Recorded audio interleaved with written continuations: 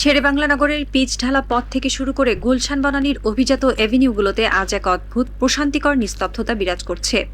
আজ আর কোনো মন্ত্রীর গাড়ির আগে পিছে পুলিশের পিকআপ ভ্যান সাইরেন বাজিয়ে ছুটছে না।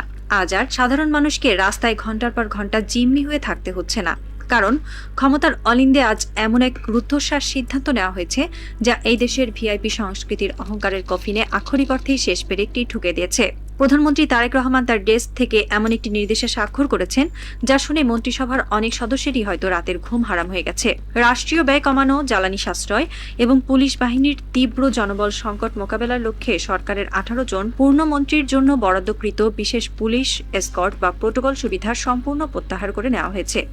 এটি কোনো সাধারণ প্রশাসনিক রদবদল নয়, এটি হলো একটি স্বাধীন গণতান্ত্রিক রাষ্ট্রের বুক থেকে সামন্তবাদী বা জমিদারি প্রথার অহংকারকে শেকড় শুদ্ধ উপড়ে ফেলার এক মহাকাব্যিক সূচনা।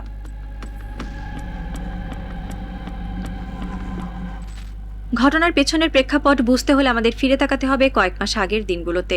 গত 17 ফেব্রুয়ারি, জুলাই আগস্টের সেই রক্তস্নাত গণ অভ্যুত্থানের পর যখন তারেক রহমানের নেতৃত্বাধীন নতুন সরকার শপথ গ্রহণ করে, তখন দেশের পরিস্থিতি ছিল এক চরম অস্থিতিশীলতার মধ্যে। আইন শৃঙ্খলা ব্যবস্থা ছিল ভঙ্গুর, আর চারিদিকে ছিল এক অদৃশ্য ভয়ের ছায়া। সেই সময় দায়িত্ব গ্রহণের পর রাজধানীর ভেতরে যাতায়াতের জন্য এবং নিরাপত্তার স্বার্থে অধিকাংশ পূর্ণ মন্ত্রীকে বিশেষ পুলিশ এসকর্ট বা প্রোটোকল দেওয়া হয়েছিল। মন্ত্রীদের গাড়ির আগে ও পরে পুলিশের গাড়ির সাইরেন বাজিয়ে তাদের নিরাপত্তা নিশ্চিত করত। কিন্তু সময় গড়ানোর সাথে সাথে এই প্রোটোকল অনেকের কাছে এক ধরনের স্ট্যাটাস সিম্বল বা ক্ষমতার অহংকারে পরিণত হতে শুরু করেছিল। কিছু মানুষ ভাবতে শুরু করেছিল যে এই লাল নীল বাতি আর পুলিশের সাইরেন ছাড়া বুঝি মন্ত্রী হওয়া যায় না। কিন্তু তারা ভুলে গিয়েছিলেন বর্তমান প্রধানমন্ত্রী তারেক রহমান এমন এক দর্শনে বিশ্বাস করেন যেখানে ক্ষমতার চেয়ে দায়িত্বের ওজন অনেক বেশি। তিনি খুব ভালো করেই জানেন যে দেশে সাধারণ মানুষ দ্রব্যমূল্যের ঊর্ধ্বগতিতে ধুঁকছে, যে দেশের অর্থনীতি গত 15 বছর ধরে লুটেরাদের হাতে ক্ষতবিক্ষত হয়েছে, সেই দেশের মন্ত্রীদের এই রাজকীয় চলাফেরা সাধারণ মানুষের মনে চরম ক্ষোভের জন্ম দেয়। তাই তিনি শুরু করলেন নিজের ঘর থেকে। রাষ্ট্রীয় ব্যয় কমানোর মেগা উদ্যোগের অংশ হিসেবে প্রধানমন্ত্রী তারেক রহমান সর্বপ্রথম নিজের নিরাপত্তা বহরের আকার ছোট করার সিদ্ধান্ত নেন।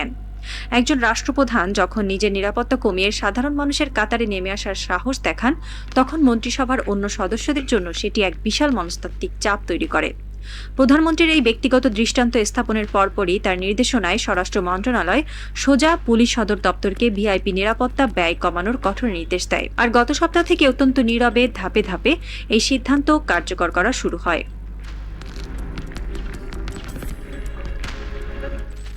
যখন পুলিশ সদর দপ্তর থেকে তালিকাটি প্রকাশ পেল, তখন সচিবালয়ের করিডোরগুলোতে এক অদ্ভুত গুমোট আবহাওয়া তৈরি হলো। 1, 2 বা 3 জন নয়, একেবারে 18 জন পূর্ণমন্ত্রীর বিশেষ এসকর্ট সুবিধা প্রত্যাহার করা হয়েছে।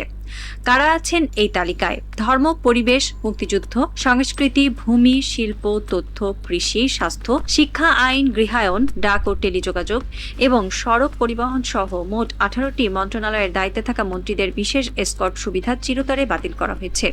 এই মন্ত্রণালয়গুলোর মন্ত্রীরা এখন থেকে আর সাইরেন বাজিয়ে রাস্তা কাঁপিয়ে চলতে পারবেন না। তাদের গাড়ি এখন সাধারণ ট্রাফিকের মতোই সিগন্যালে দাঁড়াবে, সাধারণ মানুষের মতোই তারা যানজট অনুভব করবেন। তবে সরকার অত্যন্ত পেশাদারিত্বের সাথে একটি বিষয় পরিষ্কার করে দিয়েছে, বিশেষ এসকর্ট সুবিধা তুলে নেওয়া হলেও মন্ত্রীদের ব্যক্তিগত নিরাপত্তা পুরোপুরি তুলে নেওয়া হয়নি। তাদের ব্যক্তিগত গানম্যান বা দেহরক্ষী, বাসভবনের নিরাপত্তা এবং রাজধানীর বাইরে সরকারি সফরের সময় প্রয়োজনীয় পুলিশের নিরাপত্তা আগের মতোই থাকবে।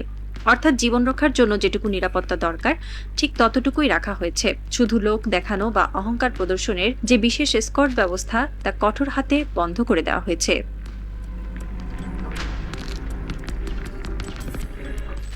রাজনীতি বা রাষ্ট্র পরিচালনায় সব মন্ত্রণালয়ের গুরুত্ব বা সংবেদনশীলতা সমান হয় না। একটি রাষ্ট্রের অভ্যন্তরীণ নিরাপত্তা, অর্থনীতি এবং কূটনীতির মতো বিষয়গুলো সবসময় সর্বোচ্চ ঝুঁকির মধ্যে থাকে। তাই দায়িত্বের চরম গুরুত্ব, সংবেদনশীলতা এবং ভূ রাজনৈতিক হিসাব নিকাশ বিবেচনা করে 6 জন জ্যেষ্ঠ মন্ত্রী এবং প্রধানমন্ত্রীর একজন উপদেষ্টার জন্য এই বিশেষ এসকর্ট সুবিধা বহাল রাখা হয়েছে। তারা হলেন স্থানীয় সরকার মন্ত্রী মির্জা ফখরুল ইসলাম আলমগীর, অর্থ ও পরিকল্পনা মন্ত্রী আমির খসরু মাহমুদ চৌধুরী, স্বরাষ্ট্রমন্ত্রী সালাউদ্দিন আহমেদ, বিদ্যুৎ জ্বালানি ও খনিজ সম্পদ মন্ত্রী ইকবাল হাসান মাহমুদ, নারী ও শিশু বিষয়ক মন্ত্রী ডক্টর AZM জাহিদ হোসেন, পররাষ্ট্রমন্ত্রী ডক্টর খলিলুর রহমান এবং প্রধানমন্ত্রীর অর্থ ও পরিকল্পনা বিষয়ক উপদেষ্টা ডক্টর রাশেদ আল মাহমুদ তিতুমির। এই 7 জন ব্যক্তি বর্তমানে রাষ্ট্রের সবচেয়ে সংবেদনশীল এবং ঝুঁকিপূর্ণ ফাইলগুলো নিয়ে কাজ করছেন, বিশেষ করে স্বরাষ্ট্রমন্ত্রী এবং পররাষ্ট্রমন্ত্রী, যাদের সিদ্ধান্ত সরাসরি আন্তর্জাতিক পরাশক্তি বা অভ্যন্তরীণ মাফিয়াদের স্বার্থে আঘাত হানছে।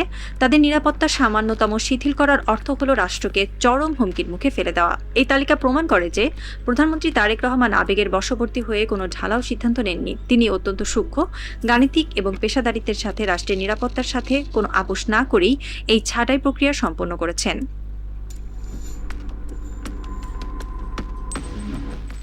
এই এসকর্ট বাতিলের পেছনের কারণ খুঁজতে গেলে আমরা কেবল ব্যয় সংকোচন বা জ্বালানি সাশ্রয়ের গল্পই পাবো না, আমরা দেখতে পাবো বাংলাদেশ পুলিশ বাহিনীর এক চরম অমানবিক এবং নীরব আর্তনাদের চিত্র।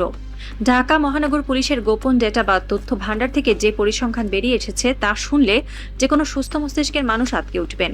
বর্তমানে রাজধানীতে ৪৯ জন মন্ত্রী, প্রতিমন্ত্রী ও গুরুত্বপূর্ণ ব্যক্তির নিরাপত্তায় সরাসরি দায়িত্ব পালন করছেন ১,৬৯১ জন পুলিশ সদস্য। অথচ প্রোটোকল ম্যানুয়াল অনুযায়ী বিশাল ভিআইপি বহরের নিরাপত্তার জন্য প্রয়োজন ২,৫৭৫ জন পুলিশ সদস্য। অর্থাৎ ডিএমপিতে প্রায় ৯০০ জন ভিআইপি নিরাপত্তা সদস্যের বিশাল ঘাটতি রয়েছে। এই ৯০০ জনের কাজ কে করছে? ওই ১,৬৯১ জন পুলিশ সদস্যকেই ওভারটাইম বা অতিরিক্ত ডিউটি করে এই ঘাটতি পূরণ করতে হচ্ছে। এর সাথে যুক্ত হয়েছে অপারেশনাল যানবাহনের এক চরম সংকট। ২০২৪ সালের জুলাই আগস্টের সেই প্রলয়ঙ্কারী গণঅভ্যুত্থানের সময় যখন সারা দেশ জ্বলছিল, তখন ভিআইপি নিরাপত্তা ইউনিটের বেশ কয়েকটি দামি যানবাহন চরমভাবে ক্ষতিগ্রস্ত বা ধ্বংস হয়েছিল।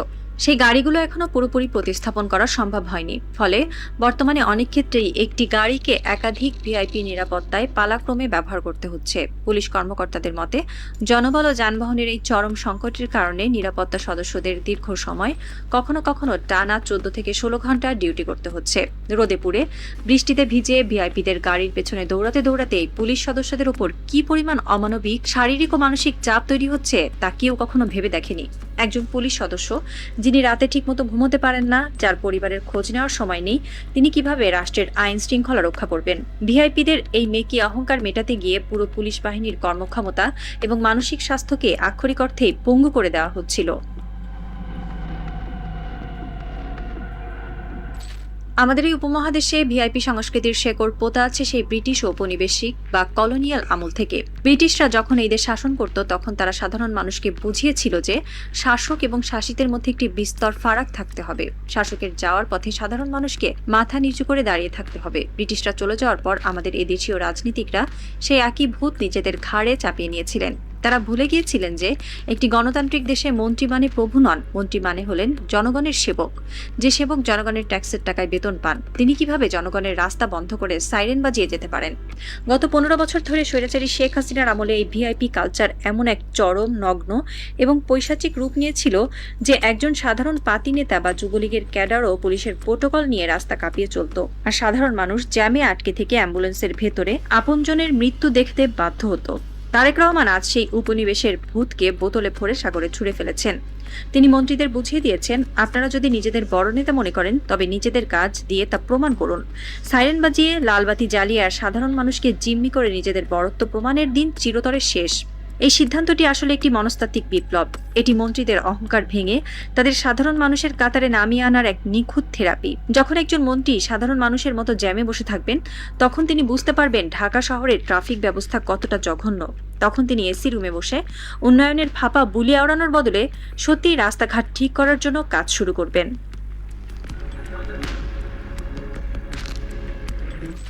এই এসকর্ট বাতিলের ফলে রাষ্ট্রের কি পরিমাণে অর্থনৈতিক সাশ্রয় হবে তার একটা ছোট হিসাব করা যাক।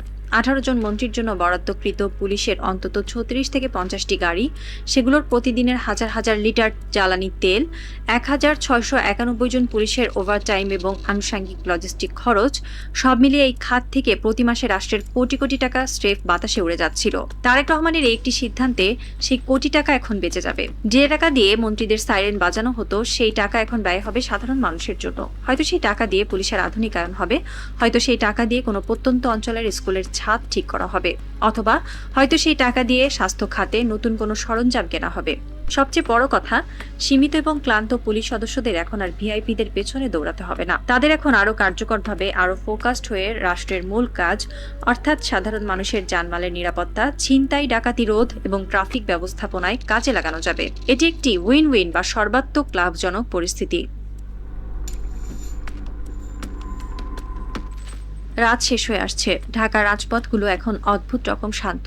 দূর থেকে ভেসে আসা সেই বুক কাঁপানো সাইরেনের শব্দ আজ আর কারো ঘুম ভাঙাচ্ছে না। রাস্তার পাশে ডিউটিরত ট্রাফিক পুলিশটি হয়তো আজ একটু স্বস্তির নিঃশ্বাস ফেলছেন। তাকে আর ভিআইপির গাড়ি পার করার জন্য সাধারণ মানুষের গালি শুনতে হচ্ছে না। শেরেবাংলা নগরের সেই সুরক্ষিত কক্ষে হয়তো আজ রাতেও কোনো ঘুম নেই। প্রধানমন্ত্রী তারেক রহমান হয়তো তার টেবিলে রাখা নতুন কোনো ফাইলের ওপর চোখ বোলাচ্ছেন। তিনি প্রমাণ করে দিয়েছেন, রাষ্ট্র মেরামত করার জন্য কোনো বিশাল জাদুর কাঠির প্রয়োজন নেই। প্রয়োজন শুধু একটি সদিচ্ছা এবং ইস্পাত কঠিন মেরুদণ্ড। একটি রাজনৈতিক এবং মনস্তাত্ত্বিক থ্রিলার আজ তার সবচেয়ে চরম এবং স্বস্তিদায়ক ক্লাইম্যাক্সে এসে দাঁড়িয়েছে। দাবার বোর্ডে ভিআইপি সংস্কৃতির অহংকার আজ আক্ষরিক অর্থেই কিস্তিমাত হয়ে গেছে।